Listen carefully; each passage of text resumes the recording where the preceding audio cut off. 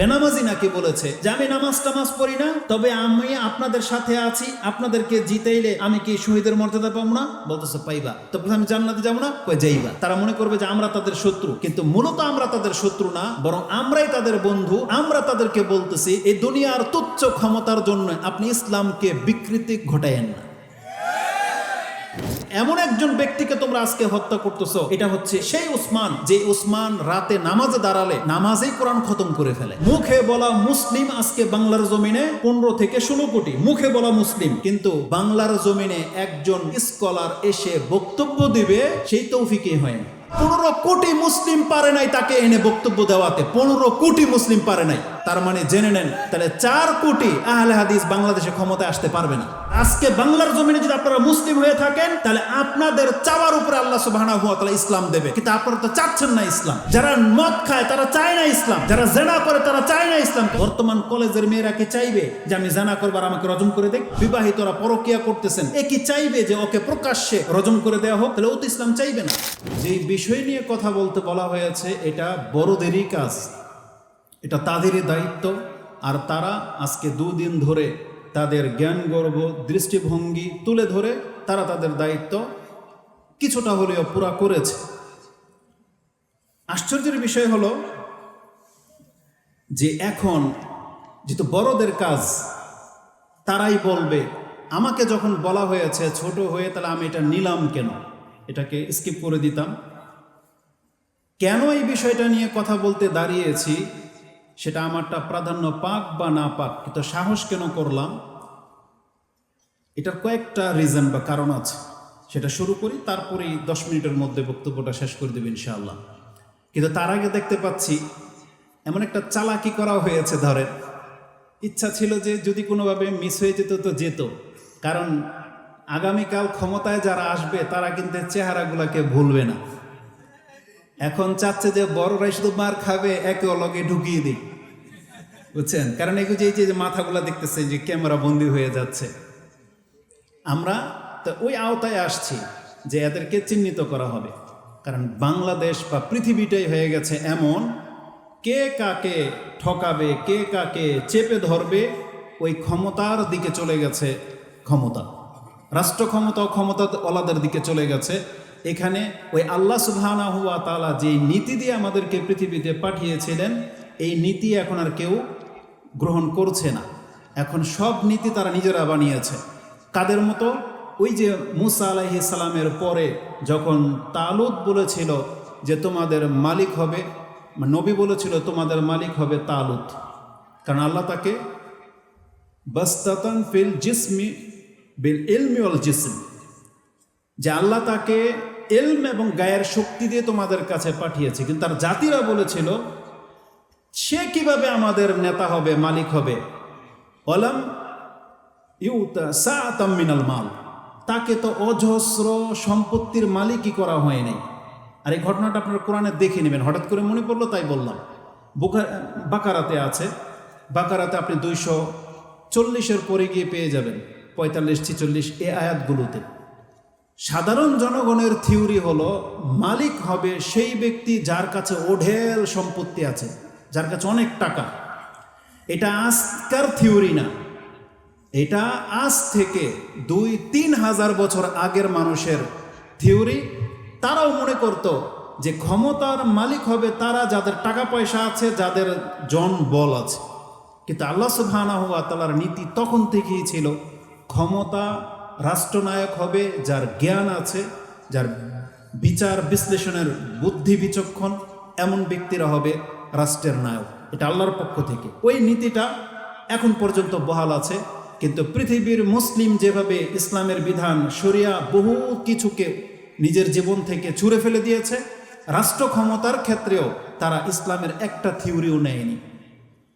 তো এই জন্য আমরা যতই বলি না কেন, একটু আগে যে স্যার লোকমান স্যার যে বক্তব্য দিয়ে গেলেন, হয়তো তিনি রসিকতার ছলে অনেকগুলো কথা বলেছেন, কিন্তু আপনি বুঝমান হলে আপনার বুঝে যাওয়া উচিত ছিল যে উনি কি বুঝাতে চেয়েছেন আপনাকে।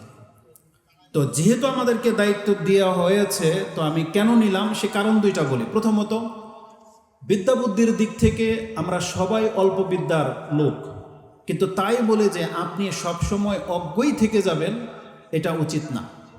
যেমন আমি শুধু এই সেন্সে বলতেছি না, এই যে আপনারা যারা আজকে মাঠে বসা, আপনাদের মধ্যে এমন অনেক লোক আছেন যাদের মধ্যে স্পৃহা আছে, যোগ্যতা আছে, কিন্তু কাজে লাগার না।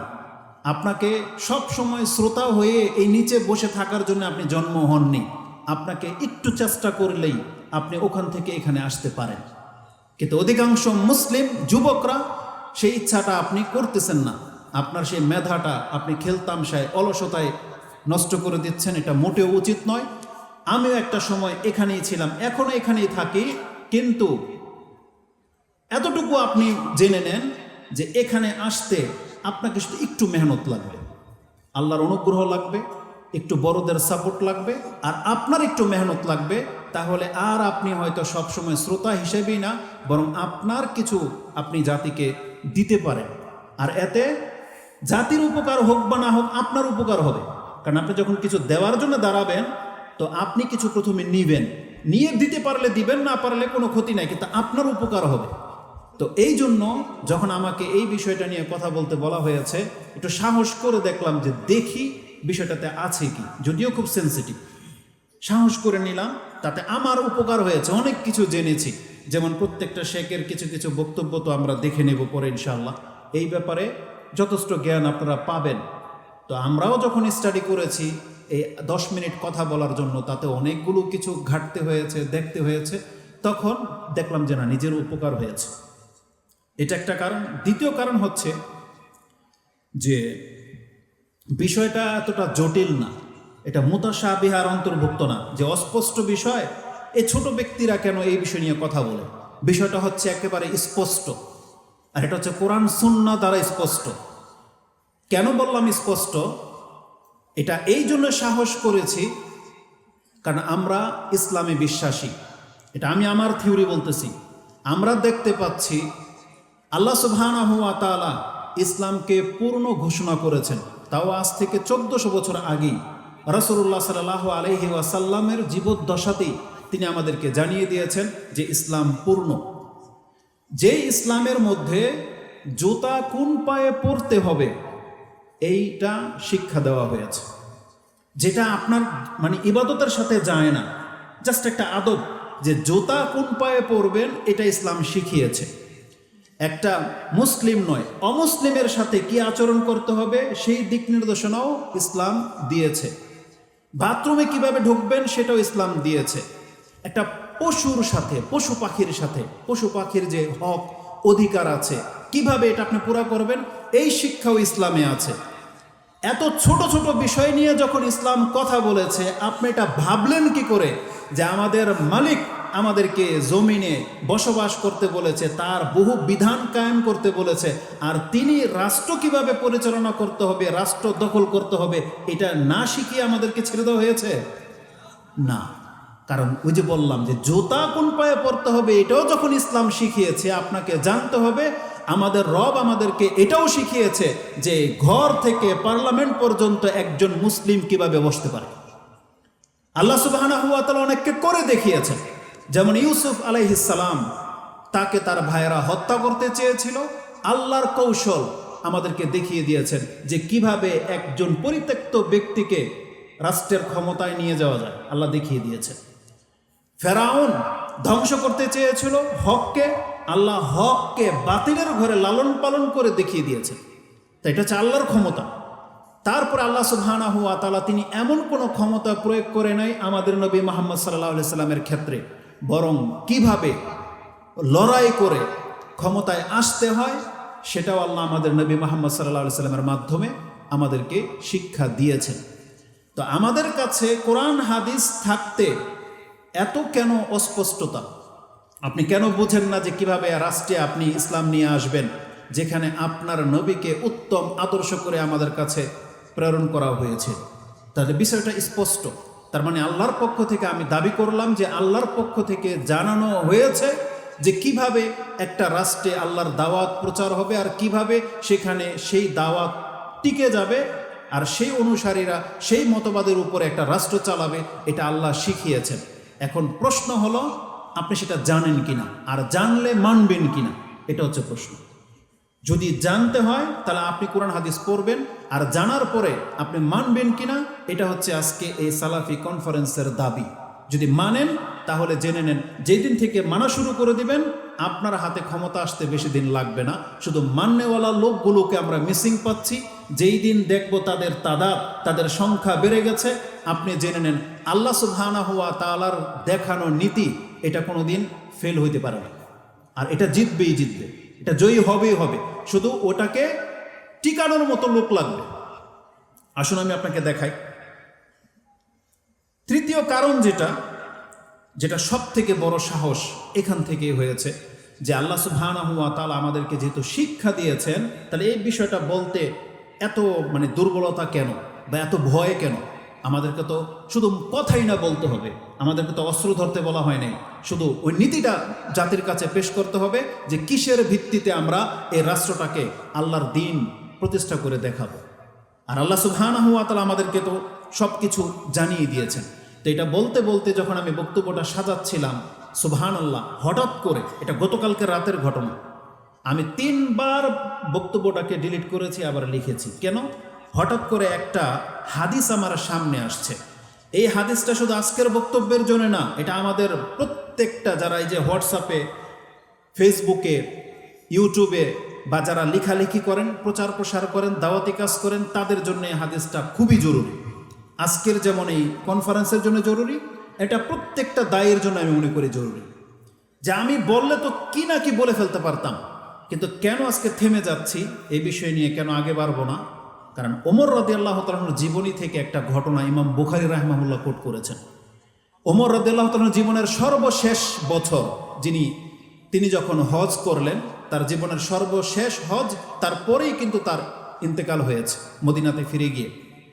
তো তার বয়সের সর্বশেষ সময়ে তিনি বিদায় হজের খুতবাতে যখন গেলেন, তখন তার কান শুনতে পেল কিছু কিছু মানুষ সিদ্ধান্ত নিয়েই ফেলেছে যে এই আমির আল মুমিনিন ওমর রাদিয়াল্লাহু তাআলা আনহু যদি মারা যায়, তা আমরা অমুক অমুক ব্যক্তিকে নেতা বানিয়ে তাদের হাতে বায়াত করে নেব। আগে সিদ্ধান্ত নিয়ে নেওয়া হয়েছে। এতক্ষণ যা বললেন দেখেন, যে আবু বকর রাদিয়াল্লাহু তাআলা আনহুর পর ওমর রাদিয়াল্লাহু তাআলা আনহুকে খেলাফতে বসানো হয়েছে, তারপরে তিনি 6 জনকে যুক্ত করে দিয়েছেন, তারা ডিসাইড করবে, এগুলো তো পরের ব্যাপার। তার জীবদ্দশাতেই এমন লোক তৈরি হয়ে গেছে যে যারা আগে থেকে নির্বাচন করে নিয়েছিল যে ওমর রাদিয়াল্লাহু তাআলা আনহুর পরে কাকে তারা খলিফা বানাবে।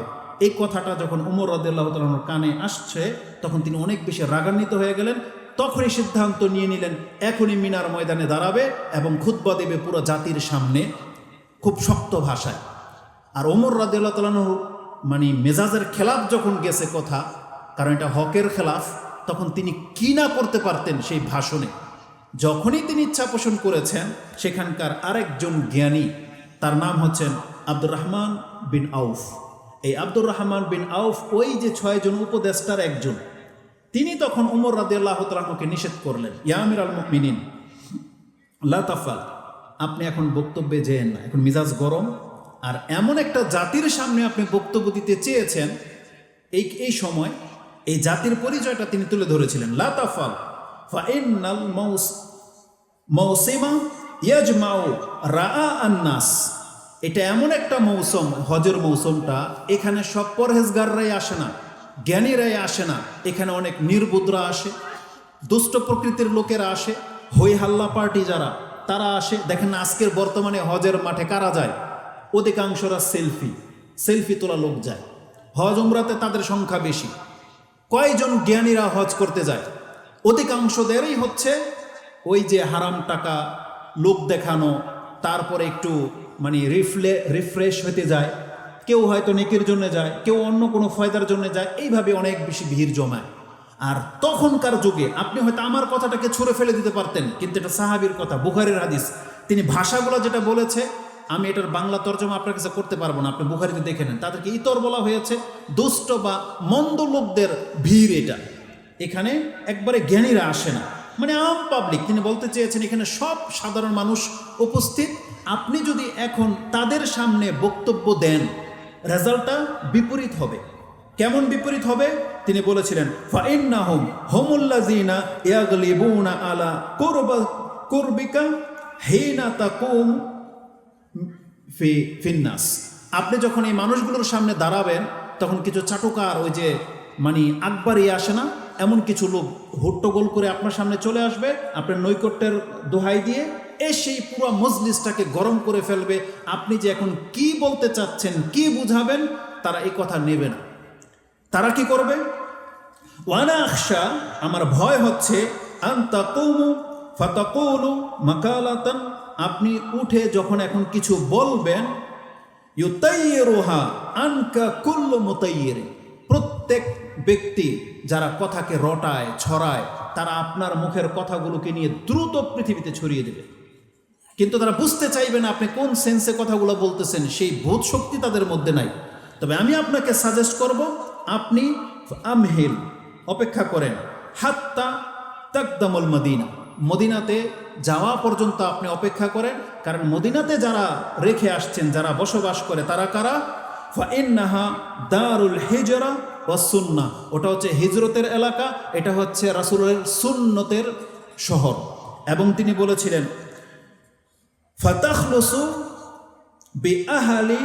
আহলিল ফিকহ ওয়া আশরাফিন নাস, সেখানে আপনি জ্ঞানীদের সাথে আর ভদ্রদের সাথে এককভাবে কথা বলার সুযোগ পাবেন।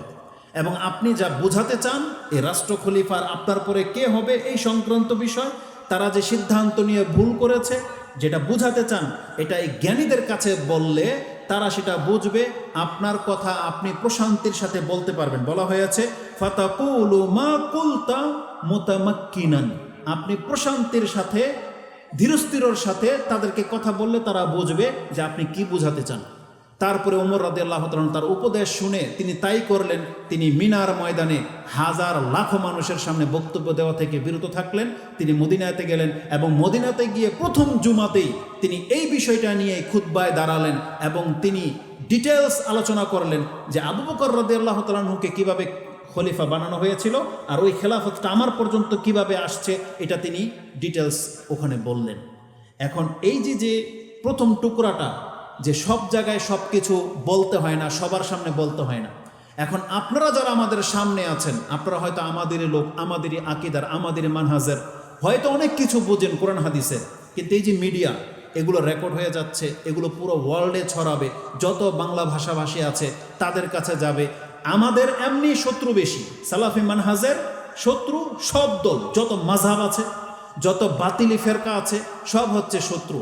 এখন বড়রা তো তাদের সার্টিফিকেট আছে, তাদের যোগ্যতা আছে, অনেক কথাই বলেছে, কিন্তু আমার মতন ব্যক্তি যদি এখন এমন কোনো সেন্সিটিভ বাক্য আমি উচ্চারণ করি, এর মাধ্যমে তাদের কান পর্যন্ত যাবে, এতে রেজাল্টটা উপকারের চাইতে ক্ষতি বেশি হবে। কার?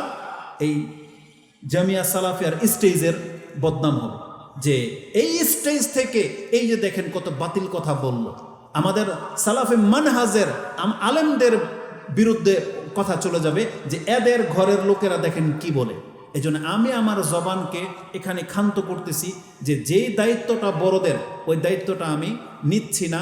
তবে আমরা আপনাদেরকে এতটুকু উপদেশ দিব, যারা এখানে জেগে আছেন, এই 2 দিনের বক্তব্যে আপনি কি শিখেছেন, আমাদের শেখদের কাছ থেকে যে দিক নির্দেশনা দিয়েছেন, আমি আপনাদেরকে বলবো, অন্তর থেকে রিকোয়েস্ট করব, এটা মেনে নেন, মেনে নেওয়ার চেষ্টা করেন। তাদের কথা হয়তো আপনার কাছে কম দামি মনে হবে, হালকা পাতলা মনে হবে, কিন্তু বাংলার জমিনে বা আকাশের নিচে বর্তমানে কোরআন সুন্নাহ দিয়ে যারা আমার দাওয়াতি কাজ করে, তাদের চাইতে নসিহাপূর্ণ কথা, তাদের চাইতে অথেন্টিক এবং তাদের চাইতে উত্তম উপদেশ আর কেউ দিতে পারে বলে আমার মনে হয় না। এজন্য তারা যতই কম দামি হোক, তাদের কথাগুলো আপনি মেনে নেওয়ার চেষ্টা করেন। ওই চাকচিক্য মার্কা বক্তাদের কাছ থেকে আপনি ধোঁকা খেয়ে যেয়েন না, যারা কোরআনের আয়াতকে বিকৃতি ঘটায় আপনাকে জিহাদের জায়গায় ভোট ঢুকিয়ে দিবে, যারা যেখানে সূরা নিসার আয়াতের তাফসীর করে, যেখানে বলা হয়েছে যে তুমি যদি ভালো কাজে সুপারিশ করো তাহলে তার মাধ্যমে সে যত ভালো কাজ করবে তুমি তার অংশ পাবা, তুমি খারাপ কাজে সুপারিশ করলে ওই লোকে খারাপ কাজ করলে তুমি তার গুনাহ পাইবা। আর এখন এই আয়াতকে লাগিয়ে দিয়েছে ভোটের, যে ওই ইসলামের কথা বললাম না, সেই দল বলতেছে যদি আমাদেরকে ভোট দিয়ে তুমি পার্লামেন্টে পাঠাও তাহলে আমাদের নেতারা যত ভালো কাজ করবে এর নেকি তোমরা পেয়ে যাবে। আর সুবহানাল্লাহ, বরং এমনও বক্তব্য দিয়েছে, বলতেছে এক বেনামাজি নাকি বলেছে যে আমি নামাজ টামাজ পড়ি না, তবে আমি আপনাদের সাথে আছি, আপনাদেরকে জিতাইলে আমি কি শহীদের মর্যাদা পাবো না? বলতেছে পাইবা। তবে আমি জান্নাতে যাবো না? কই যাইবা। বুঝেন? আপনারা তো আমার কাছ থেকে ভালো শুনেছেন, নেটে শুনেছেন না? তা আমরা যখন এগুলা বলবো, তারা মনে করবে যে এরা আমাদের শত্রু। এই ইসলামপন্থী দলগুলা যারা ভোটাভুটিতে অংশ নিয়েছে, তারা মনে করবে যে আমরা তাদের শত্রু।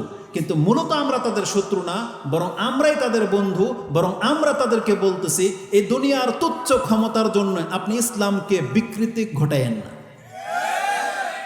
এ তুচ্ছ দুনিয়া থাকবে না। তো যে চেয়ার আপনি ধরে রাখতে চাচ্ছেন, আরে চেয়ার সহ তো পৃথিবী ধ্বংস হয়ে যাবে। আলী রাদিয়াল্লাহু তাআলা আনহুর উক্তিটা তো ইমাম বুখারী রাহিমাহুল্লাহ এটাই কিতাবুর রিকাকে এনেছেন, যে তিনি বলতেন, ইরতাহালাতিদ দুনিয়া মুদবিরান ওয়ার তাহালাতিল আখিরা মুকবিলান ওয়া লিকুল্লিন ওয়াহিদুন মিনহুমা বানুন ফাকুনু আবনাইল আখিরা ওয়ালা তাকুনু আবনাইদ দুনিয়া।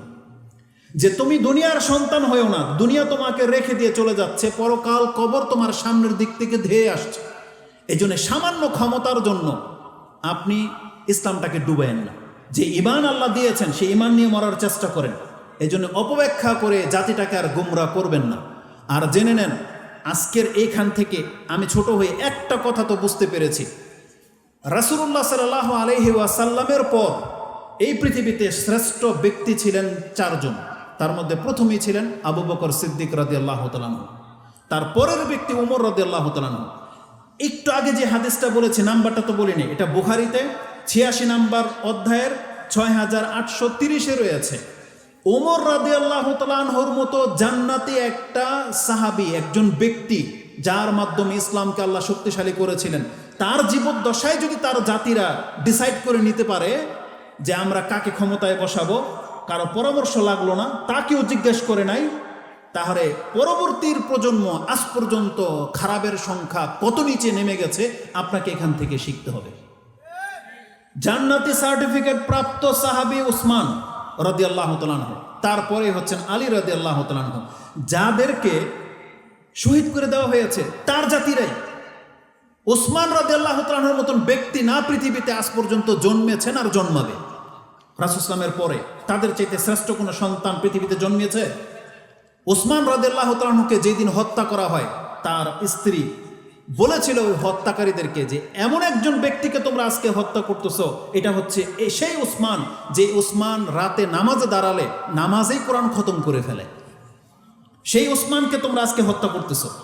আর তারা উসমান রাদিয়াল্লাহু তাআলার মতন ব্যক্তিকে হত্যা করে দিচ্ছে নেকির মাধ্যমে, নেকি পাওয়ার আশায়, ভালো কাজ করতেছি।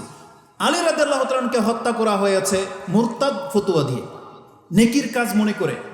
তাহলে আমি আর আপনি যদি আজকে ক্ষমতায় যাই, আপনি কি আলী রাদিয়াল্লাহু তাআলা আনহুর চাইতেও বেশি ঈমানওয়ালা, তার চাইতেও বেশি সৎ?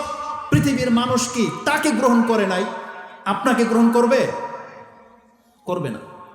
তার মানে এই যে স্বপ্নটা আপনি দেখতেছেন যে বাংলাদেশ ইসলাম কায়েম হয়ে যাক, তখন আমরাও গনিমতের মাল খাবো, ওই কাফেরদেরকে হত্যা করব, কাফেরদের মহিলাদেরকে আমরা ওই যে দাসী হিসাবে নিয়ে আসব, যে স্বপ্ন দেখতেছেন, আমরা প্রথম বলবো আপনি আগে মুসলিম হন। কি হন? মুসলিম হন। আগে নাজাতের রাস্তায় আসেন। আল্লাহর বহু বিধান আছে, কারণ জিহাদকে চোরা বলা হয়েছে না? চোরা বলা হয়েছে না? তার আগে কি? আসসালাতকে আমুদ বলা হয়েছে। আমুদ, আগে আপনি পিলারটা ঠিক করেন, তারপর চূড়ায় উঠেন, এটা আমরা বলবো।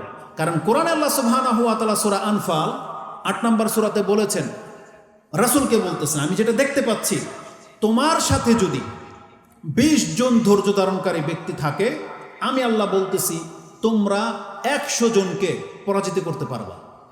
তোমরা যদি 100 জন ধৈর্য ধারণকারী মুসলিম হয়ে যাও, তোমাদেরকে এত ক্ষমতা দিয়ে দিলাম, তোমরা 1000-এর কাফেরের বিরুদ্ধে দাঁড়িয়ে গেলে তোমরা জয়ী হইবা। এটা আল্লাহ বলতে সূরা আনফালে বলছে, আল আন খাফফাফা, এখন কমিয়ে দিলাম, এখন তোমাদের মধ্যে দুর্বল লোকেদের সংখ্যা বেশি, এখন যাও। তোমরা যদি 10 জন হও তাহলে 20 জনকে পরাজিত করতে পারবা, তোমরা 100 জন হলে 200 জনকে পরাজিত করতে পারবা। তাহলে আমরা যদি সূরা আনফালের এই আয়াতকেও নিয়ে নিই, আমাদের স্টেজ থেকে তো আমাদের আলেমরা দাবি করে বাংলার জমিনে 4 কোটি আহলে হাদিস আছে। কি দাবি করে? 4 কোটি আহলে হাদিস নাকি বাংলার জমিনে আছে। আহলে হাদিস মানে কি? কোরআন সুন্নাহওয়ালা, তাই না? যারা ইসলাম পালন করা ব্যক্তি। তাহলে কোরআনের থিওরির সাথে মিলান। যদি এই দাবি সত্য হয় তাহলে কেন বাংলার জমিনে আজ পর্যন্ত ইসলাম কায়েম হচ্ছে না? হয় দাবি মিথ্যা, আর না হয় ভিন্ন কোনো কারণ আছে, আমাদেরকে খুঁজতে হবে। কিন্তু আমরা দেখতে পাচ্ছি যে দাবিটা সত্য নয়। কারণ মুখে শুধু আহলে হাদিস বলা লোক হতে পারে 4 কোটি, হতে পারে 5 কোটি, এ মুখে বলা লোক হতে পারে। যেমন মুখে বলা মুসলিম আজকে বাংলার জমিনে 15 থেকে 16 কোটি মুখে বলা মুসলিম, কিন্তু বাংলার জমিনে একজন স্কলার এসে বক্তব্য দিবে সেই তৌফিকই হয়নি। 15 কোটি মুসলিম পারে নাই তাকে এনে বক্তব্য দেওয়াতে, 15 কোটি মুসলিম পারে নাই। তার মানে জেনে নেন তাহলে 4 কোটি আহলে হাদিস বাংলাদেশে ক্ষমতায় আসতে পারবে না। কেন? কারণ আল্লাহ বলেছেন ধৈর্য ধারণকারী ইমানদার যদি হয় তাহলে আগে মুসলিম হতে হবে। এটা হচ্ছে প্রথম কন্ডিশন। মুসলিম হলে তারপরে আপনি ইসলাম জাগাতে চাচ্ছেন। আপনি চাচ্ছেন কি? আমি যদি এটাকে একটা গাছের উদাহরণ দেই না, যে পয়েন্ট একবারে শেষে আছে, যেটা এখন বলে দিই, সেটা কি? বাংলার জমিনে আপনি ইসলাম চাচ্ছেন, কায়েম হবে। এটা হচ্ছে ফল। ফলের নেচার কি? ডাব গাছে কি আম ধরবে? বলেন, ডাব গাছে আম ধরবে? ধান লাগিয়েছেন, সরিষা পাবেন? পাবেন না। যদি হাদিসের ভাষাটা নেন, রাসূলুল্লাহ সাল্লাল্লাহু আলাইহি সাল্লাম বলেছেন, যেটা ওই যে নিয়তের হাদিস, ওয়া ইন্নামা লিকুল্লি ইমরিইম মা নাওয়া, একজন ব্যক্তি ওটাই পাবে যেই বিচি সে লাগিয়েছে। নাওয়া মানে কিন্তু বিচি, সিড, SEED, যে সিড যেটা বিচি, নাওয়া। আপনি যেই বিচি ফেলবেন, গাছ কোনোদিন আপনার সাথে গাদ্দারি করে না। আল্লাহর সৃষ্টি বিচি আপনার সাথে কোনোদিন গাদ্দারি করবে না। আজ পর্যন্ত পৃথিবীর রেকর্ড হয় নাই যে আপনি টমাটোর বিচি ফেলেছেন আর সরিষা গাছ গজিয়েছে। এটা আপনি দেখাতে পারবেন না পৃথিবীর কোথাও। নিয়ত যা, মানে নাওয়া যা, গাছ তা, গাছ যা, ফল তা। বরং এমনও হয় নাই যেটা আপনার আমের শহরের মানুষ গুটি গাছের আম লাগিয়েছেন আর ফজলি আপনি পাচ্ছেন, এটা হয়েছে? এটা হয় না। জাত যেমন জাত তেমন ফল। এখন আপনি চাচ্ছেন ফল হিসাবে ইসলাম, তাহলে ইসলাম যদি চান গাছটা কি হতে হবে? মুসলিম গাছ হইতে হবে না? তাহলে মুসলিম গাছ হইতে হবে। আপনি বলতেছেন যে তাহলে গাছ তো আমরা অনেক আছি, তাহলে ইসলাম ফল কেন হয় না? তাহলে আমরা কি বলবো? এটা হচ্ছে সব পুরুষ গাছ, গাছে পুরুষ গাছে তো ফল হয় না, মহিলা গাছ লাগে না? তো যেই গাছে ফল হয় না এগুলোকে কি করতে হবে? কেটে ফেলে দিতে হবে। কি করতে হবে? কেটে ফেলে দিতে হবে। এই আগাছার দিয়ে কোনোদিন বাংলার জমিনে এই মুসলিম, যে মুসলিম এখন আমরা, এই মুসলিম দিয়ে মনে হয় আর ইসলাম কায়েম হবে না। তাহলে ওই মুসলিম নিয়ে আসতে হবে যেই মুসলিমে ইসলামিক ফল ধরবে। নাকি কথায় কোনো বাড়াবাড়ি আছে? কারণ আমি তো আগেই বললাম, আপনি জমিন তো আল্লাহর, বিচিও আল্লাহর। আল্লাহ বলে দিয়েছে এটা হচ্ছে নীতি, ওয়া ইন্নামা লিকুল্লি ইমরিইম মা নাওয়া, একজন ব্যক্তি তাই পাবে যেই বিচি সে লাগিয়েছে। এখন আপনি যদি ইসলাম প্রতিষ্ঠিত করতে চান তাহলে এতগুলো লোক থাকা সত্ত্বে ইসলাম জেগে নাই, গণতন্ত্র জেগে আছে, সেকুলারিজম জেগে আছে, তাই না? তার মানে আপনি যেগুলোকে মুসলিম গাছ দেখতে পাচ্ছেন, আমরা সেগুলোকে হানজালা দেখতে পাচ্ছি। হানজালা এটা একটা হাদিসের শব্দ। উতরুজ্জা, হানজালা, রাইহান, এটা ওই হাদিসে আছে না যে যেই ব্যক্তি মুসলিম কোরআন পড়ে তার উদাহরণ হচ্ছে উতরুজ্জা। কোরআন যে পড়ে এমন মুসলিমের উদাহরণ দিয়েছে রাসূল সাল্লাল্লাহু আলাইহি ওয়াসাল্লাম উতরুজ্জার সাথে। রিহুহা তাইয়্যিব ওয়া তা'আমুহা হুল, খাদ্য অনেক স্বাদ আর অনেক ঘ্রাণ, এটা হচ্ছে মুসলিমের উদাহরণ। আরেকটা উদাহরণ দিয়েছেন হানজালা, একটা মুনাফেক, যে মুনাফেক কোরআনও পড়ে না। এই হানজালা, এই ফলটা হচ্ছে রিহুহা শাররুন ওয়া তা'আমুহা মুর, খাদ্য অনেক তিতা আর অনেক দুর্গন্ধ। আজকে আমাদের স্বভাব হয়ে গেছে তাই, যেহেতু গণতন্ত্র টিকে আছে, সেকুলারিজম টিকে আছে, ইসলাম ছাড়া সব মতবাদ টিকে আছে, বোঝা যাচ্ছে যে এখানে প্রবলেমটা জমির না, বাংলার জমিন না, ওই ফলের না। সেকুলারিজম যে টিকে আছে, গণতন্ত্র টিকে আছে, এই গণতন্ত্রের দোষ না, দোষটা হচ্ছে যারা গণতন্ত্রটাকে টিকিয়ে রেখেছে। বোঝেন কথা? তার মানে যেমন গাছ তেমন ফল। তো একবারে সিম্পল বিষয়, আপনি মুসলিম হয়ে যান, ইসলাম টিকে যাবে। মক্কাতে যখন রাসূলুল্লাহ সাল্লাল্লাহু আলাইহি সাল্লাম আসছিলেন, তৎকালীন মানুষের চরিত্র যা, আমাদের বর্তমান মানুষের চরিত্রের তেমন কোনো ডিফারেন্স নাই, বরং তৎকালীন মানুষের চরিত্র বহু ক্ষেত্রে আমাদের চেয়ে ভালো ছিল। শিরকেরও একটা ক্যাটাগরি থাকে। তারা যে শিরক করত ওই তুলনায় বর্তমান মুসলিম ঘরের সন্তান তাদের ভাষাতে, তাদের কর্মের মধ্যে তার চাইতে বেশি মারাত্মক জঘন্য শিরক লুকায়িত রয়েছে। তো রাসূলুল্লাহ সাল্লাল্লাহু আলাইহি ওয়াসাল্লাম সেই আগাছাগুলোকে সাফ করে দিয়েছিলেন, সেই গাছগুলোকে পরিশুদ্ধ করেছিলেন, মুসলিম বানিয়েছিলেন। আর ওই মুসলিমকে দিয়ে আল্লাহ সুবহানাহু ওয়া তাআলা আরব জাজিরাতে ইসলামের ফল দিয়েছিলেন, একবারে থিওরি স্পষ্ট। এখন আপনি যদি আগে বলেছি আল্লাহ যেহেতু নাজিল করেছে, অতএব আল্লাহর থিওরি অনুযায়ী আপনাকে চললে আপনি ইসলামটাকে টিকিয়ে নিতে পারবেন। এই কথাগুলো যখন আমি বলছিলাম বা দেখতেছিলাম, নেটে যখন সার্চ দিলাম, এআই নামের একটা সফটওয়্যার আছে না, তো এআই যেটা বলল, আমি ওখান থেকে দুইটা কথা আপনাকে বলি। লিখলাম যে বাংলাদেশে ইসলাম বা বাংলাদেশে না মানে ইসলাম প্রতিষ্ঠা হওয়ার নিয়মটা কি হবে, কিভাবে হতে পারে, তখন কয়েকটা পয়েন্ট ভেসে আসছে। তার প্রথম পয়েন্টটা কি জানেন? কে লিখেছে জানি না, কিন্তু প্রথম পয়েন্টটা কি, তবে আমাদের কাছে দলিল আছে। প্রথম পয়েন্টটা সে লিখেছে, সর্বপ্রথম এবং প্রধান কাজ হলো যেই দেশে আপনি ইসলাম প্রতিষ্ঠিত করতে চান সেই দেশের জনগণের মধ্যে প্রথমে ইসলামের যথার্থ জ্ঞান এবং ইসলামিক চরিত্র দিয়ে তাদের চরিত্রটাকে ঠিক করতে হবে। বুঝলেন কথা? তার মানে আপনি বাংলার জমিনে, যেটা আমরা বাংলাদেশ নিয়ে কথা বলবো, তো বাংলাদেশের মুসলিমদেরকে প্রথমে আগে ইসলামের জ্ঞান দিতে হবে, ইসলামিক চরিত্রে চরিত্রবান হতে হবে, তাহলে এই দেশে ইসলাম টিকার সম্ভাবনা আছে। এটা হচ্ছে প্রথম কন্ডিশন। দ্বিতীয় বলা হয়েছে, যখন তারা ইসলামের শিখায় শিখবে, চরিত্র গঠন করবে, তখন তাদেরকে নিয়ে একটা সংঘবদ্ধ একটা নেতৃত্ব দিতে পারে এমন একটা সোলজার বানাতে হবে, যেটা মুহাম্মদুর রাসূলুল্লাহ সাল্লাল্লাহু আলাইহি ওয়াসাল্লাম করেছিলেন। তিনি মক্কাতে প্রথম ইসলামের দাওয়াত দিয়েছেন, যারা ইসলাম গ্রহণ করেছে তাদেরকে তিনি নিজের কাছে টেনে নিয়েছিলেন, ইবাদত করতে লাগলেন, বাধাপ্রাপ্ত হলেন, এরিয়া ছেড়ে দিলেন, আলাদা গিয়ে একটা জগৎ তৈরি করলেন। যারা ইসলাম গ্রহণ করত তাদেরকে তিনি নিজের কাছে ডেকে তিনি শক্তিশালী হতে লাগলেন। এক পর্যায়ে তিনি টিকে থাকার লড়াই করলেন, তারপরে তিনি ডিফেন্স, তারপরে অ্যাটাক। এটা ছিল ইসলামের থিওরি। আর আল্লাহ সুবহানাহু ওয়া তাআলা বলে দিয়েছেন, লাকাদ কানা লাকুম ফি রাসূলিল্লাহি উসওয়াতুন হাসানাহ লিমান কানা ইয়ারজুল্লাহ ওয়াল ইয়াউমাল আখিরা ওয়া যাকারাল্লাহা কাসীরা। এই আয়াত বহুবার শুনেছেন। সূরা আহজাব 33 নম্বর সূরার 21 নম্বর আয়াতে পেয়ে যাবেন যে রাসূলের মাঝে তোমাদের জন্য উত্তম আদর্শ রাখা হয়েছে। এটা যেমন সালাতে, এটা যেমন পারিবারিক ব্যাপারে, এটা জমির ভাগ বন্টনে, তেমনি এটা রাষ্ট্র দখল করার নীতিতেও। আর এর চাইতে উত্তম কোনো পন্থা হইতে পারে না। আজকে আমরা আমাদের সালাফদের দাওয়াতে কোরআন সুন্নাহর যতগুলো লোক তৈরি হয়ে গেছি, আমরা কি ওই বদরের যুদ্ধের 313 জনের চাইতে বেশি হই নাই? বলেন না কেন হয়েছি? তাহলে আমাদের সংখ্যা তো এখন বেশি, আমরা কোরআন সুন্নাহওয়ালা মুসলিম বেশি, তারপরও কেন আমরা ওই সংঘবদ্ধ টিম কেন তৈরি হই না? এটা একটা আমাদের ফল। আমরা যারা দাওয়াত পেয়েছি এখন আমাদেরকে একমুখী হইতে হবে। আমি জানি না এই থিওরিটা আপনাদের ভালো লাগবে কিনা বা হবে কিনা আমি জানি না, তবে আমাদের যদি এরকম দায়িত্ব আসতো, আমরা এরকম প্ল্যানিং করতাম, আমরা পুরো বাংলাদেশকে ইসলামিক করতে হবে, এই দায়িত্ব হয়তো আমরা নেব না, তবে আল্লাহর কাছে প্রথমে দায়িত্ব নেব যে আমি নিজে মুসলিম হব, আমার পরিবারকে মুসলিম করব, আমার পরিবার হয়ে গেছে, তাহলে আরেকটা পরিবার, যেই পরিবার মুসলিম হয়েছে তাকে নিয়ে আমি পাশাপাশি বসবাস করব, তাদেরকে আহ্বান জানাবো, চলুন আমরা একসাথে চলে যাই। একটা ডিস্ট্রিক্ট, বাংলার জমিনের একটা ডিস্ট্রিক্ট যদি মুসলিমরা নিজেদের আন্ডারে নিতে পারে, কোরআন সুন্নাহ দিয়ে চালিয়ে দেখিয়ে দিতে পারে, আমি মনে করি পরের ডিস্ট্রিক্টটা তারা এমনিতে আপনাদের সাথে যুক্ত হয়ে যাবে। কেন? কারণ ইসলাম মানুষকে ইনসাফ করা শেখায়।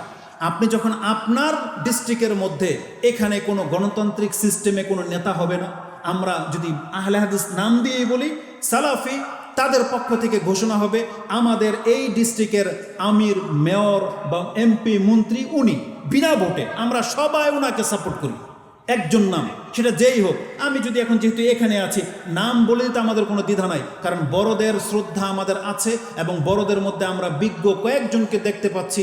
যদিও আমাদের 100 আলেম আছে, তার মধ্যে থেকে যদি 5 জনের নাম বলেন কোনো ভুল হবে না। বর্তমানে বয়োজ্যেষ্ঠদের মধ্যে রয়েছেন ডক্টর আসাদুল গালিব স্যার, শেখ আব্দুর রাজ্জাক বিন ইউসুফ, তারপরে জমিয়তের প্রধান যিনি ডক্টর আব্দুল্লাহ ফারুক সালাফি, অথবা শেখ আকরামুজ্জামান রয়েছেন, আবু বকর মোহাম্মদ জাকারিয়া রয়েছেন, ডক্টর সাইফুল্লাহ রয়েছেন, যত বিজ্ঞ তাদেরকে এক কাতারে নিয়ে আসেন। আমরা যদি একটা ডিস্ট্রিক্টের তাদের 5 জনের কোনো একজনকে যদি দাঁড় করিয়ে দিয়ে বলি আমাদের কোনো ক্যান্ডিডেট নাই, বিপক্ষের কোনো পার্টি নাই, উনি আমাদের মেয়র, উনি আমাদের এমপি, উনি আমাদের মন্ত্রী, যেটা বলেন আমাদের শহরের উনি, এখানে আমরা কাউকে দাঁড়াইতে দেব না, সরকারকে আপনি এটা অ্যাকসেপ্ট করবে না? বলেন, বাধ্য সে। কেন করবে না? কারণ জনগণ যেহেতু সবাই চায়, তো জনগণ একে পছন্দ করেছে, তাকে দিতে সে বাধ্য। এখন আপনি নীতিগত কাজ করেন। এটা এটা আমাদের থিওরি আর কি, যেটা আমরা পাচ্ছি কোরআন হাদিস থেকে। এটা ছাড়া, মদিনার মতো একটা শহর না করা পর্যন্ত ছাড়া আপনারা সেই আকাঙ্ক্ষিত জিনিসটা পাবেন না, এটা আমাদের মনে হচ্ছে। আর না হয় এটাই শুধুমাত্র একটা আমাদের প্রলাপ হবে, পদক্ষেপ নিতে হবে। কারণ দ্বিতীয় পয়েন্টটা সে এটা বলেছিল, যারা ইসলাম গ্রহণ করবে তাদেরকে নিয়ে একটা সংঘবদ্ধ একটা জাতিতে পরিণত হতে হবে, জাতিতে। এটা হবে কাজের কাজ। আমরা যদি পুরো জাতিটাকে ইসলাম দিতে না পারি, আমাদের সমাজটাকে তো দিতে পারবো। কিন্তু দুর্ভাগ্যবশত সত্য, মুখে তো দাবি করেন আহলে হাদিস, কিন্তু আপনি অঞ্চলগুলোতে যান, ইসলামের 12টা বাজিয়ে দিয়েছে তারা। শুধু আমিনা রফিলিদেন ছাড়া একেবারে ইসলামের 12টা বাজিয়ে দিয়েছে। একটা ঘরেরও পর্দা নাই, তাদের মধ্যেও সিগারেটখোর, জর্দাখোর রয়েছে, তাদের মধ্যেও বেনামাজির রোগ রয়েছে, অথচ বলতেছে আহলে হাদিস। তাহলে আল্লাহ যাদেরকে দিয়ে দিন প্রতিষ্ঠা করাবে তাদের মধ্যে দিনের ঘাটতি আছে, তাহলে অন্যরা তো বুক ফুলাবেই। কিন্তু আমাদের মধ্যে ঘাটতি কমাতে হবে। যত বেশি আমরা ইসলামের কাছাকাছি আসব, আল্লাহ সুবহানাহু ওয়া তাআলা আমাদেরকে শক্তিশালী করবে। এটা হচ্ছে নিয়ম, নীতি। তাহলে এই 2টা পয়েন্ট আমার খুব ভালো লেগেছে। আর সেটা হলো কিভাবে সম্ভব? এটা একমাত্র রাসূলুল্লাহ সাল্লাল্লাহু আলাইহি ওয়াসাল্লামের পদ্ধতিতে সম্ভব। প্রথমে যেটা, ওই যে আমাদের সালাফদের একটা বাণী আছে, রাষ্ট্র কায়েম করতে হলে আপনাকে 2টা জিনিস লাগবে, দাওয়াত ও জিহাদ। কি লাগবে? দাওয়াত ও জিহাদ। তাহলে আমাদের দাওয়াতের ফিল্ড যখন খালি আছে, জিহাদ আমরা কার বিরুদ্ধে করব? না আমরা তাদেরকে কুফরি ফতোয়া লাগাতে পারতেছি, আর না মুসলিমদের বিরুদ্ধে আমরা কোনোদিন অস্ত্র ধরবো, যেহেতু আর সবাই আমাদের মুসলিম ভাই।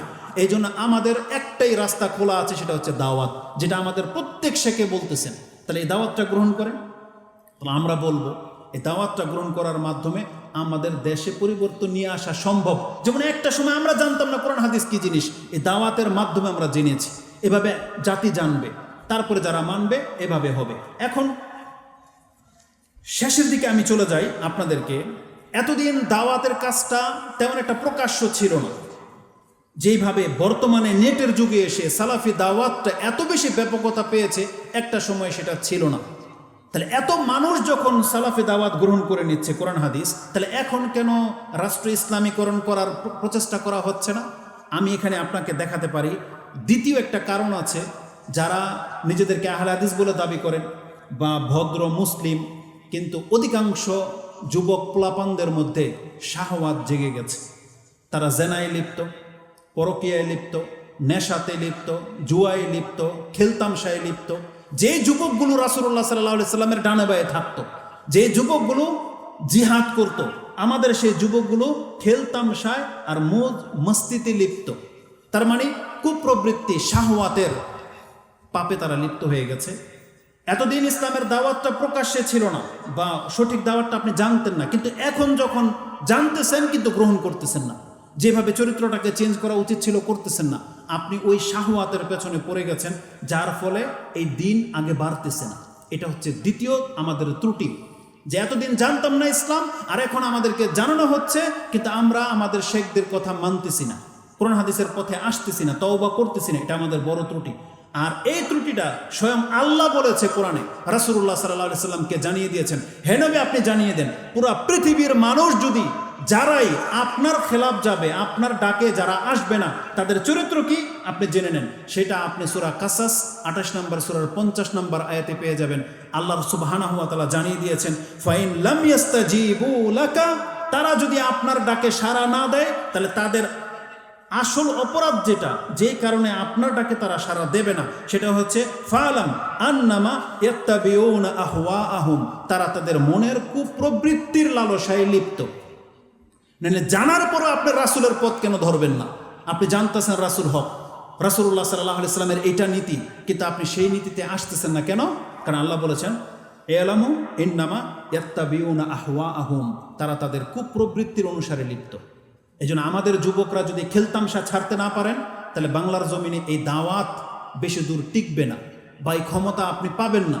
আমাদেরকে ওই শাহওয়াত ছাড়তে হবে। যেভাবে সাহাবায়ে কেরামরা তাদের চরিত্র গঠন করেছিলেন, একেবারে যে কোনো পরিস্থিতিতে তারা রাসূলুল্লাহ সাল্লাল্লাহু আলাইহি ওয়াসাল্লামকে আঁকড়ে থেকেছিলেন, তখনই কিন্তু রাসূল সাল্লাম শক্তিশালী হয়েছেন এবং একটা কিছু করে দেখিয়েছেন।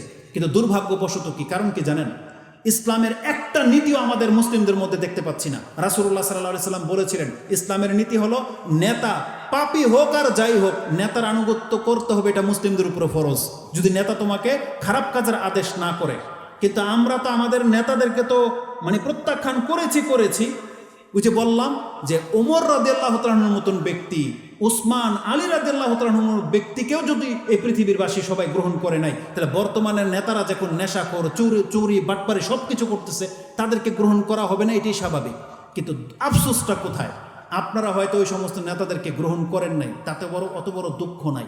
কিন্তু দুঃখজনক ব্যাপার হলো যে আমরা যারা নিজেদেরকে ধার্মিক মনে করি, আমরা তাদের হুজুরদের কথাই মানি না। যারা ধর্মীয় নেতা, আমাদের সালাফি আলেম যারা, অন্য ঘরানার কথা বাদ দেন, আমরা যারা নিজেদেরকে সালাফি দাবি করি, তারা তাদের কোন আলেমের কোন ফতোয়ার উপরে ভিত্তি করে আপনি টিকে আছেন বলেন? চরিত্রকে চেঞ্জ করতেছেন। আমাদের তো খুতবা প্রত্যেক সপ্তাহে হচ্ছে, এত সেমিনার হচ্ছে, কিন্তু সেই অনুযায়ী বিপ্লবটা কোথায়? আমরা ওই সমস্ত নেতাদের মতো করে আমাদের আলেমদেরকে কিভাবে আমরা প্রত্যাখ্যান করলাম? তাদের উপদেশ কেন নিচ্ছেন না, অথচ তারা হক কথা বলতেছে? তাহলে আপনি আর কার দোষ দিবেন? যে তাহলে আপনারা তো এক এক হুজুর এক এক রকম বলে, আপনার কানে কি সেই কথাটা যায়নি? ঠিক হতে পারে আমাদের মধ্যে অনেক দল উপদল ভুল, কিন্তু ওই হাদিস কি আপনার কানে পৌঁছা নাই? রাসূলুল্লাহ সাল্লাল্লাহু আলাইহি ওয়াসাল্লাম কি বলেছেন? যেটা হচ্ছে আমাদের মূল দাবি, যেই ভরসায় আমরা টিকে আছি। রাসূল কি বলেছেন? লা তাযালু তাইফাতুম মিন উম্মতি যাহিরিনা আলাল হক লা ইয়াদুররুহুম মান খাযালাহুম হাত্তা ইয়াতিয়া আমরুল্লাহ ওয়া হুম কাযালিক। আমার একটা দল, উম্মতের একটা দল সব সময় হকের উপরে কায়েম থাকবে। এটা রাসূল বলে নাই যেটা আমার যুগ পর্যন্ত, বলেছে এটা কিয়ামত পর্যন্ত পৃথিবীতে থাকবে। তাহলে রাসূলের বাণী যেহেতু এটা ভবিষ্যৎবাণী, কিয়ামত পর্যন্ত থাকবে, তাহলে কি বর্তমানে কি সেই দলটা নাই? বলেন আছে? তাহলে তারা কারা এটা খুঁজে বের করতে হবে, এটা আপনার দায়িত্ব। আমরা যদি এক একজন এক এক কথা বলি, আপনার আস্থা হচ্ছে না, ঠিক আছে মেনে নিলাম, তাহলে রাসূলের হাদিসের উপর আমল করে আপনাকে খুঁজতে হবে সেই দলটা কারা। আপনাকে সেই দল খুঁজে বের করতে হবে এবং তাদের সাথে লেগে যেতে হবে, তাদের হাতকে শক্তিশালী করতে হবে, তাদেরকে নিয়ে মাঠে কাজ করতে হবে। কিন্তু এখন পর্যন্ত আপনি আপনার ইমামকে নির্বাচন করতে পারলেন না যে আপনি কোন দলের। নির্দ্বিধায় বলতে পারি, যারা আহলে হাদিস দাবি করেন, নিজেদেরকে সালাফি দাবি করেন, তাদের মধ্যে বহু দলের লোক ঢুকে আছে। যখন আহলে হাদিসের পাল্লা ভারী, তারা আহলে হাদিসের মতো করে বক্তব্য দেয়। যখন দেখলো ওই যে আমলিক সরকার চলে গেছে, তারা তাদের এখন রূপ পাল্টাতে শুরু করেছে। আবার যখন যেই দল ক্ষমতায় আসবে, যদি আল্লাহ না করুক তারা টিকে যায়, তখন তাদের আসল রূপটা দেখতে পাবেন। কিন্তু আমরা তো মনে করতেছি এগুলো সব কোরআন সুন্নাহর অনুসারী, আমরা তো এখন মাঠে নামি না কেন? আজকেও একজন মহিলা হবে বা কেউ মেসেজ দিয়েছে যে পৃথিবীর এই অবস্থা, কত মানুষ নির্যাতিত হচ্ছে, যুবকদের উপরে জিহাদ ফরজ, আর আপনারা এই সমস্ত বক্তব্য না দিয়ে ওই রাতের জিকির, ওজিফা, ওই সালাতের নিয়ম এগুলো নিয়ে পড়ে আছেন। একটা মহিলা ফতোয়া দিচ্ছে যে জিহাদ নাকি ফরজ হয়ে গেছে। তার মানে আমাদের আলেমদের কি কাজ? তার মানে আমাদের বক্তব্য নাকি তারা শোনে? তাহলে আমাদের বক্তব্য শুনে আপনি কি শিখলেন যে আপনার ফতোয়া নিয়ে এখন আমাদেরকে মাঠে নামতে বলতেছেন? বুঝেন কথা? এটা হচ্ছে আমাদের এই যে সালাফিয়াত। আলেমদেরকে আপনি চেরানার মূল্যায়নও করেন না, এটা কি ছিল নীতি? বরং আপনাকে বুঝতে হবে যে তারাই আমাদেরকে সঠিক রাস্তা দেখিয়েছে, তারা আমাদেরকে আল্লাহর দিকে ডাকে, তাওহীদ শিরক তারা বুঝিয়েছে, সুন্নাত বেদাতের যে তফাৎ এটা তাদের মাধ্যমে শিখেছি। আর সবচেয়ে বড় ব্যাপার কি, ধরে নেন যদি এটা বিচারের মাঠ হয়, বাংলার জমিনে কি করতে হতো কি করতে হতো না, এটা প্রথম আপনাকে জিজ্ঞেস করবে নাকি আপনার এই মতবাদের এই দাবিদারের সবচেয়ে বড় আলেমকে জিজ্ঞেস করবে? কাকে জিজ্ঞেস করবে? তাহলে আমাদের বড় আলেম যিনি দায়িত্বশীল তাকে জিজ্ঞেস করবে।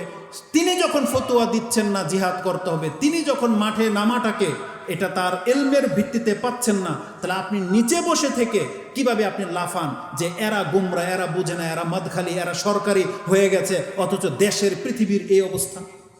তাহলে এই সিদ্ধান্তটা আপনি কেন দেন? এই জন্য আমরা বলতে চাচ্ছি সিদ্ধান্তটা আমাদের পক্ষ থেকে না, আমাদের বড়দের পক্ষ থেকে আসতে হবে।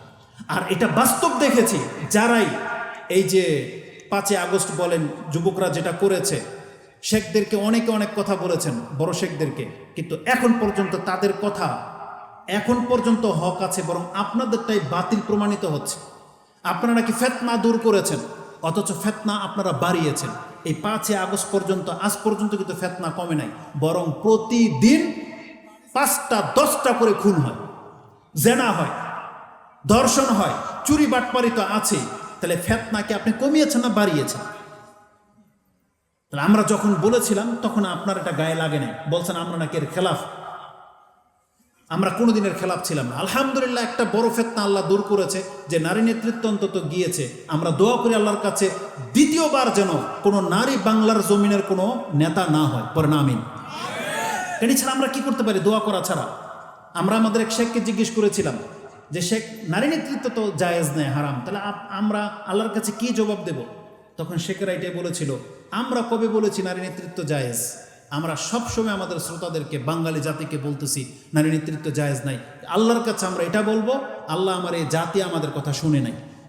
তারা চেয়েছে, তারা চায় বিদায় হয়েছে, তারা যাকে চায় তারা বসায়। তাহলে আজকে বাংলার জমিনে যদি আপনারা মুসলিম হয়ে থাকেন, তাহলে আপনাদের চাওয়ার উপরে আল্লাহ সুবহানাহু ওয়া তাআলা ইসলাম দেবে, কিন্তু আপনারা তো চাচ্ছেন না ইসলাম। যারা মদ খায় তারা চায় না ইসলাম, যারা জেনা করে তারা চায় না ইসলাম, কারণ জানে এই যে ওমর রাদিয়াল্লাহু তাআলা যে হাদিসটা লম্বা হাদিস না, এটা কিন্তু রজমের হাদিসের মধ্যে এটা আসছে। ইমাম বুখারী ওটা হুদুদের মধ্যে রজমের অধ্যায়ে এনেছে, যে তারা বলেছেন বিবাহিতা মহিলাদেরকে আমরা রজম করতাম আমাদের যুগে, কিন্তু বর্তমান কলেজের মেয়েরা কি চাইবে যে আমি জানা করবার আমাকে রজম করে দেখ?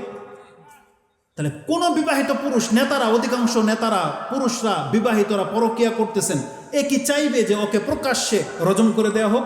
তাহলে ও তো ইসলাম চাইবে না। তার মানে এই জন্য প্রথম পয়েন্টটাতে আসেন, আপনাকে আগে জেনা ছাড়তে হবে, চুরি ছাড়তে হবে, এই যে মনের যে খায়েশ, এটাকে দূর করে আল্লাহর গোলাম হতে হবে। তখন আপনি বুঝতে পারবেন যে ইসলামের মজাটা কি জিনিস, ইসলামটা কি জিনিস, সে বুঝতে পারবে। যেই ব্যক্তি ফরজিয়াতি বুঝে না, ও কোনোদিন চাইবে যে আপনার বাড়ির পাশে একটা মসজিদ হোক? কোনোদিন চাইবে না। যে নামাজের কদর বোঝে, ও এটাকে নেয়ামত মনে করে। তাহলে আগে আপনাকে বুঝাতে হবে যে ইসলামটা কত বড় নেয়ামত। আর ইসলাম এত বড় একটা নেয়ামত, আল্লাহ সুবহানাহু ওয়া তাআলা বলে দিয়েছেন, এই পৃথিবীবাসীর কোনো ব্যক্তি যদি ইসলাম ছাড়া আল্লাহর সাথে সাক্ষাৎ করে, আল্লাহ কোনোদিন তাকে গ্রহণ করবে না। এটা হচ্ছে ইসলাম। আর মরার আগ মুহূর্ত পর্যন্ত যদি কোনো ব্যক্তি ইসলাম নিয়ে মরতে পারে, ইসলাম তার অতীতের সমস্ত পাপকে খেয়ে ফেলবে। আর এই বাঙালি জাতি পাপ করার লালসায় তারা ইসলাম চায় না। কত মারাত্মক সিচুয়েশন। আমরা কি করতে পারি? আমরা তো আপনাদেরকে প্রথম বলতেছি, আগে নামাজি হন, আগে ইসলামটা পালন করেন, তারপর ইসলাম কায়েম হবে। কিন্তু কে শুনে কার কথা? আপনারা চাচ্ছেন আমরা আপনাদের সাথে হয়ে কাজ করি, মানে সিদ্ধান্ত দিবেন আপনারা, আর আলেমরা আপনাদের সাথে যাবে। আর আলেমরা বলতেছে সিদ্ধান্ত দেব আমরা, তোমরা আমাদের সাথে আসো। কিন্তু আপনারা রাস্তায় নেমে গিয়ে মিটিং মিছিল করবেন আর বলতেছেন এই আলেমরা সব এগুলো সরকারি, এরা আমাদের সাথে আসে না। তো বিষয়টা তো উল্টা হয়ে গেল। আপনাকে আল্লাহ বলছে আলেমের কথা মতো চলতে, নাকি আলেমকে বলছে জনগণের কথা মতো চলো? কোনটা হবে? বলেন কোনটা হবে? তার মানে আমাদেরকে বলা হয়েছে আমরা যেন আমাদের আলেমদের কথা মতো চলি। তারা যে কোরআন হাদিসের দিকে ডাকবে, যে ফতোয়া দিবে সেটা ফলো করি। আর আপনি বাতিলদের কথা বাদ দেন, আপনি যাকে হক্কানি আলেম মনে করেন তার ফতোয়া নেন। সে যখন বলবে তখন আপনি নাইমেন, কিন্তু নিজে থেকে কেন তাদেরকে আপনি উস্কান? এটা মারাত্মক বিষয়। যেহেতু সময় শেষ হয়ে গেছে, তারপর এতগুলো কথা বলেছি, আমি শুধু এতটুকু আপনাকে বলতে চাচ্ছি, আপনি আল্লাহর বান্দা হয়ে যান, আল্লাহর দিন আপনাকে দিয়ে আল্লাহ প্রতিষ্ঠিত করাবে। আর যদি আমরা সবাই এক হয়ে গিয়েও যদি বাংলার জমিনে ইসলাম প্রতিষ্ঠিত করতে না পারি, তাহলে আমরা ওই নবীদের সুন্নতের আওতায় পড়ে যাব যাদের দাওয়াতে একজনও ইসলাম গ্রহণ করে নাই।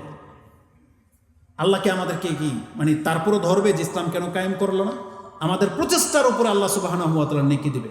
এই জন্য এই সালাফি কনফারেন্সের এই প্রচেষ্টা ছিল যে আপনাদেরকে একটা সঠিক ধারণা দিতে পারে। এটা মূলত কে কি বলবে এটা তারাও জানে, সবার বক্তব্য একরকম হবে না, কিন্তু এটাই স্পষ্ট করতে চেয়েছেন যে তারা কেউ এটা বলে নাই যে আপনি গণতান্ত্রিক সিস্টেমে এই বাংলাদেশকে আসেন, আমরা সবাই মিলে ভোট দিয়ে আমাদের কোনো একজন আলেমকে পাশ করাই দিই। এটা কোনো একজন আলেমেরও মেসেজ ছিল না, যদি আমি বক্তব্যগুলো শুনি নাই। কিন্তু আমি আমার বিদ্যার ভরে বলতেছি, আমাদের কোনো একজন শেখ অন্তত এই কথাটা আপনাকে বলে নাই যে চলো আমরা তাহলে এখন শক্তিশালী হইতে গেলে ওই বাতিলের সাথে হয়েই আমাদেরকে কাজ করতে হবে, এটা বলছে? এটা বলে নেই। কারণ এটা হচ্ছে শিক্ষার পাওয়ার, কারণ তাদেরও জবাবদিহিতা আছে, তারাও ভয় করে। আর আলহামদুলিল্লাহ তাদের এই বিচক্ষণতাই আজকে আমাদেরকে সঠিক পথের উপরে টিকিয়ে রেখেছে। তারা যদি আজকে ক্ষমতার লোভ বা তাদের সাথে দুর্বল হয়ে মিশে যাইতো, হয়তো আমরা সঠিক পথ হারিয়ে ফেলতাম। আলহামদুলিল্লাহ আমরা আমাদের শেখদের জন্য, সালাফি আলেমদের জন্য দোয়া করি, আল্লাহ মরার আগ পর্যন্ত বা আমরা যতদিন পৃথিবীতে বেঁচে থাকবো, আল্লাহ তাদেরকে হক পথে কায়েম রাখো, যাতে করে আমরা হক পথ পেয়ে যাই। কারণ আমাদের আলেমরা হক পথ হারিয়ে ফেললে আমরাও পথ হারিয়ে ফেলবো। এই জন্য আল্লাহ সুবহানাহু ওয়া তাআলার কাছে আমরা দোয়া করি, আল্লাহ তুমি এই জামিয়া সালাফিয়াটাকে কবুল করো। যেই উদ্দেশ্যে তারা এই সেমিনারটা করেছে, আল্লাহ তোমার পক্ষ থেকে তুমি ফয়সালা করে দাও, যেটা সঠিক আমাদেরকে সেই বুধ শক্তি দিয়ে দাও, আমাদের আলেমদেরকে সেই বিচক্ষণতা দান করো, এবং তাদেরকে যেন আমরা অনুসরণ করতে পারি সেই তৌফিক বুধ শক্তি আল্লাহ তুমি আমাদেরকে দিয়ে দাও। এবং এই পৃথিবীতে ইসলাম কায়েম হোক বা না হোক, আমাদের দাবি আপনি ব্যক্তি জীবনে এবং সমাজ জীবনে আপনার ঘরে আগে ইসলাম প্রতিষ্ঠিত করেন, এটা আমাদের দাবি থাকবে। এটা নাজাতের জন্য জরুরি, এটা নাজাতের জন্য জরুরি। তবে আমাদের যেটা থিওরি, যেটা আমরা মনে করি, সেটা আমরা আপনাদেরকে বললাম। পুরো বাংলাদেশকে নিয়ে চিন্তা করার আগে আমাদের উচিত আমাদের ঘর, আমাদের সমাজ নিয়ে চিন্তা করা। নিজের সমাজটাকে আগে ঠিক করেন, সবগুলো সমাজ একত্রে হয় কিনা সেটা দেখেন, তাহলে আল্লাহর দিন ওই সমাজে কায়েম হবে। এটা অনেক অনেক বড় কিছু। আল্লাহ আমাদের কথাতে, আমাদের বক্তব্যে, আল্লাহ আমাদের এই শিক্ষার মধ্যে বরকত দান করুন, এবং আমাদের নির্বুদ্ধদেরকে আল্লাহ সঠিক বুঝ দান করুন, এবং আমাদের খেলাফ যারা, আল্লাহ তাদেরকে পরাস্ত করার জন্য তুমি যথেষ্ট, বিচারটা তোমার উপরে ছেড়ে দিলাম। কারণ তাদের সাথে আমরা হয়তো হাতাহাতি লড়াই করে পারবো না, আর তারা আমাদের মুসলিম ভাই, কোনোদিন আমরা তাদের বিরুদ্ধে অস্ত্র ধরতে পারবো না, কারণ আমাদের হাত তো বাঁধা। এই জন্য আল্লাহ সুবহানাহু ওয়া তাআলার কাছে আমরা সাহায্য চাচ্ছি। তিনি যদি আমাদেরকে সাহায্য করেন, তাহলে যা কিছু হতে পারে আমাদের আর কোনো পরোয়া নাই। একটা কথা ছুটে গেছে, না বললে পারলাম না। প্রথমে একটা আয়াত বলেছিলাম না, ওই আয়াতের তর্জমাটা করে দিই। এই যে এত কিছু জানার পরে, ইসলাম জানার পরেও আপনি ইসলামটাকে কেন গ্রহণ করতেছেন না? যারা বাতিলদের থিওরিটাকে হক মনে করতেছেন, আল্লাহ কি বলেছেন? আফা হুকমাল জাহিলিয়াতি ইয়াবগুন। এই পুরো বাংলার সমাজের মুসলিমদেরকে বলতে, শুধু আপনাদের কেন, নেতাদেরকে, যারা বাংলার জমিনটাকে একবার অস্থির করে ফেলে দিয়েছে, আল্লাহ বলেছেন ওমান আহসানু মিনাল্লাহি হুকমান লিকাউমি ইউকিনুন। যারা আল্লাহতে বিশ্বাসী, পরকালে বিশ্বাসী, তাদের জন্য আল্লাহ বলতেছেন আল্লাহর চাইতে কে উত্তম ফয়সালা তোমাকে দিতে পারে, একটা উত্তম জীবন তোমাকে কে দিতে পারে আল্লাহ ছাড়া, এটা আল্লাহ বলেছেন আপনাকে। অতএব আপনি যদি বিশ্বাসী হয়ে থাকেন, তাহলে আপনি আল্লাহর ফয়সালাটাকে, আল্লাহকে বিচারক মেনে, আল্লাহর নিয়মটাকেই সঠিক মনে করে আপনি আল্লাহর দিকে হাঁটেন। আর বুখারীর একটা হাদিস বলেছিলাম, তাতে রাসূলুল্লাহ সাল্লাল্লাহু আলাইহি ওয়াসাল্লাম বলেছেন আবগাদুন নাসি ইলাল্লাহি সালাসাতুন। 3 শ্রেণীর মানুষ আল্লাহর কাছে সবচেয়ে বেশি ঘৃণিত বা রাগান্বিত। তার একটা হচ্ছে মুলহিদুন ফিল হারাম, যারা হারাম এরিয়াতে গিয়ে পাপ করে। যেমন একটু আগে কথায় বলতেছিলাম, মক্কা যেখানে আবু বকর রাদিয়াল্লাহু তাআলার বাড়ি, সেখানে বসে বসে সিগারেট খায়, সেখানে বসে বসে আপনার মহিলাদের দিকে তাকিয়ে থাকে, পকেট মার করে, বা ওখানে বেদাত করে। মুলহিদুন ফিল হারাম, হারামে যারা পাপ করে তাদেরকে আল্লাহ ঘৃণা করে, তাদেরকে আল্লাহ কঠিন শাস্তি দেবে, আল্লাহ তাদের উপর রাগান্বিত। আর মুক্তাগিন ফিল ইসলামে সুন্নাতাল জাহিলিয়া, যারা ইসলাম পাওয়ার পরেও ওই জাহিলিয়াতের ডাকে, জাহিলিয়াতের নিয়ম নীতিকে পছন্দ করে, আল্লাহর কাছে এরা হচ্ছে সবচেয়ে বেশি জঘন্য এবং রাগান্বিত। এটি ইমাম বুখারী কোট করেছেন। হাদিস নাম্বারটা হচ্ছে আপনার 6882, আপনি দেখে নেবেন। তাহলে আমরা বলবো, যারা ইসলাম পেয়ে গেছেন তাদের ইসলাম ছাড়া বিকল্প কোনো পথ নাই। যারা জাহিলিয়াতের ডাকেন, আপনারা সতর্ক, সাবধান হয়ে যান, না হলে বিচারের মাঠে, দুনিয়া তো আপনার ধ্বংস, তবে বিচারের মাঠে আপনি চরমভাবে ক্ষতিগ্রস্ত হবেন। আমরা আল্লাহর কাছে আশ্রয় চাচ্ছি, আল্লাহ আমাদের হাত দিয়ে কোনো মুসলিম ব্যক্তির রক্ত ঝরা থেকে আল্লাহ তোমার কাছে আশ্রয় চাচ্ছি, তার উপরে জুলুম করা থেকে আমরা তোমার কাছে আশ্রয় চাচ্ছি, নাইনসাফি করা থেকে আমরা তোমার কাছে আশ্রয় চাচ্ছি। আমিন ইয়া রাব্বাল আলামিন। আসসালামু আলাইকুম ওয়া রাহমাতুল্লাহি ওয়া বারাকাতুহু।